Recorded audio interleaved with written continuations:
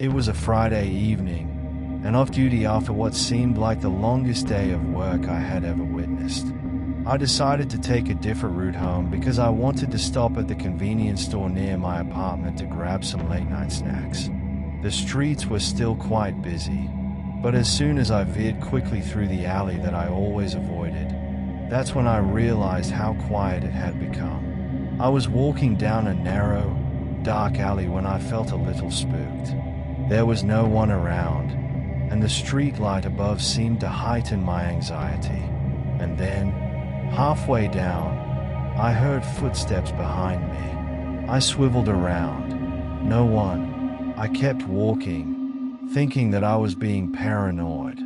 I heard them again, but this time closer.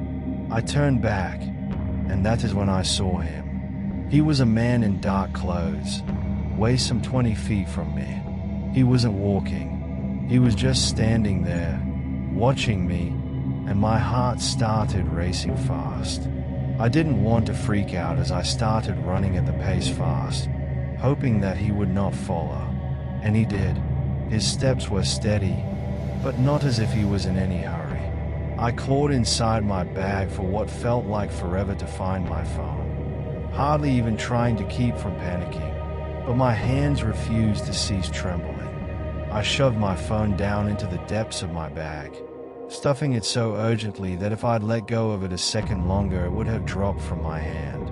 I pressed in on the home button, and no signal appeared. He had gone dead, a dead zone. His heart was pounding hard inside his chest as he accelerated increasingly, almost running. I had almost reached the end of the alley when someone called out to me, "Hey, wait." I froze.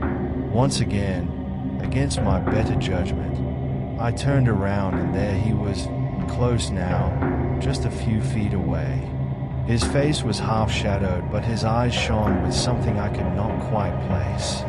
"You dropped this," he said, holding up something small in his hand. My head's racing. I dropped something? I don't think so. But in my fear and confusion, I'm not positive. So I stepped closer to see what he might be holding. Big mistake. As I approached him with my hand, he gripped my wrist. The handshake was so tight that I hardly drew a breath. He attempted to twist me around, but his physical strength was so much more than I could have ever anticipated. Panic welled through me. I tried to yell, but the narrow alley and empty streets muffled my voice. And then, without even a by your leave, a car drove past the entrance to the alley.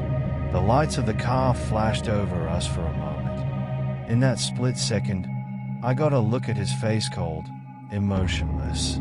He had probably been startled by the lights of the car himself, as he let loose on me enough to let me get free.